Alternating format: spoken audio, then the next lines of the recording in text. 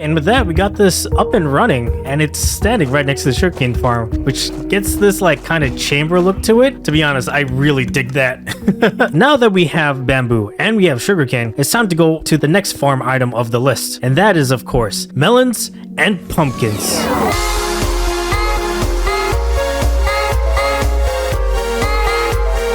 What up, my roomies, and welcome back to the technical guide to Minecraft. And we're back in the Void Trader, and that's because I am completely out of redstone and I'm also out of emeralds, and so I need to do some void trading real quick. So speed trading.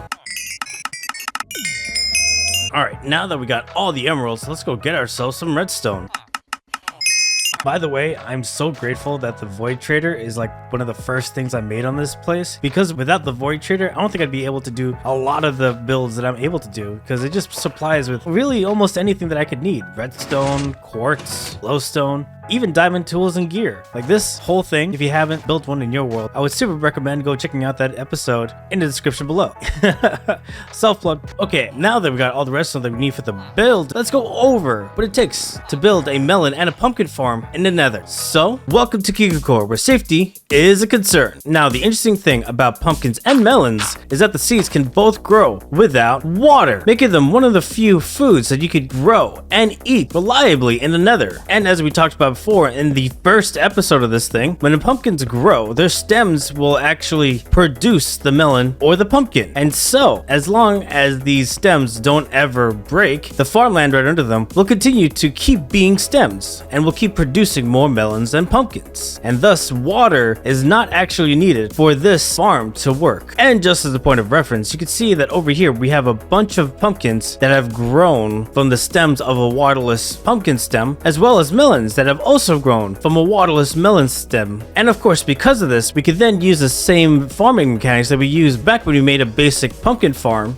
to our advantage. Now we could have observers looking at these pumpkin stems or melon stems, depending, have a redstone line connecting them to the pistons, and then when they grow, and then when they produce a melon or a pumpkin, the block will update. And the reason for this is pretty simple. If you look at the melon or the pumpkin stem, but when they produce melons or pumpkins, their shape changes. Hence, a block change. See what I'm getting at here? And so when a pumpkin or a melon gets produced, the pumpkin stem bent forward because it made a pumpkin, and result, the observer noticed the stem change, which is a block change, activated the redstone, and the piston came down. Now, in order to deliver these newly cut melons or these fresh pumpkins, all we have to do is attach the rail line that we did from the sugarcane farm. We can just attach the rail line to it. And because the sugarcane farm is already connected to the bamboo farm, the rail line will now also connect to the pumpkin and melon farm. And with that, we'll have one dedicated line for each of the 4 quadrants deliver whatever crops they grow. It's really super simple and really compact, which is good for me because we don't really need that much of these crops, but it's good to have just in case one of the members need it for whatever reason.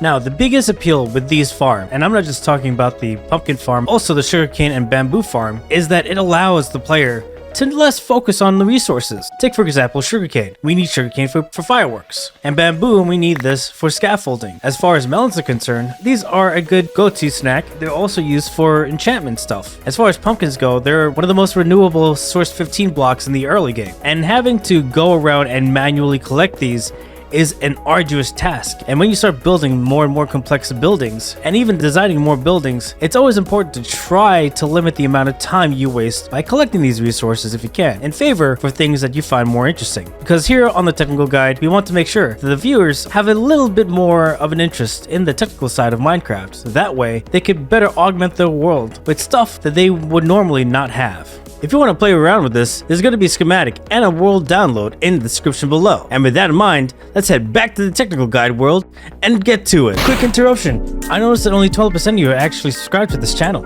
Watching this long, I must be doing something right. So if you like this video, hit that like button and please subscribe to this channel. Any support helps, and these videos take a bit long to make. Thank you so much, and back to the video.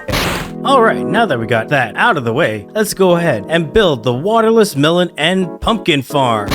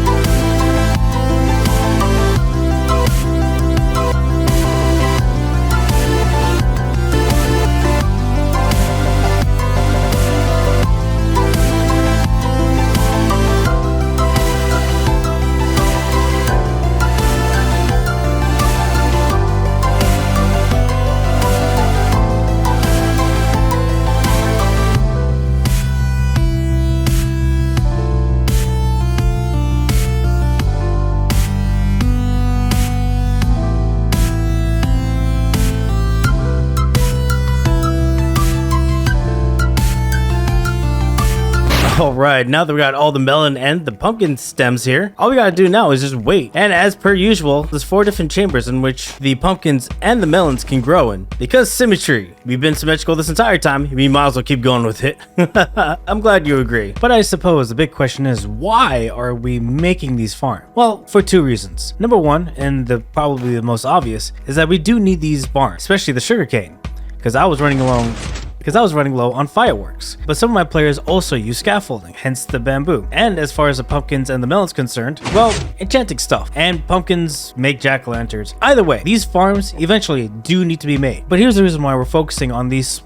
This is the technical guide series. And the whole point is that I try to break down for y'all the technical play of Minecraft. And that way, people can more focus on building and less on the gathering of resources. Because in the end of the day, you could be a great builder, but if you don't have resources, then you really can't build. And what these farms do is provide a way for newcomers and new players to get into the intro of technical play. And that's always been the case for technical series, and is why we're kind of doing this mini series on game tick crop farms. And now that being done, it's time to go tackle the next game tick based farm, something that I've been kind of dreading, looking forward to, but we're gonna have to do it, and that is of course the kelp farm.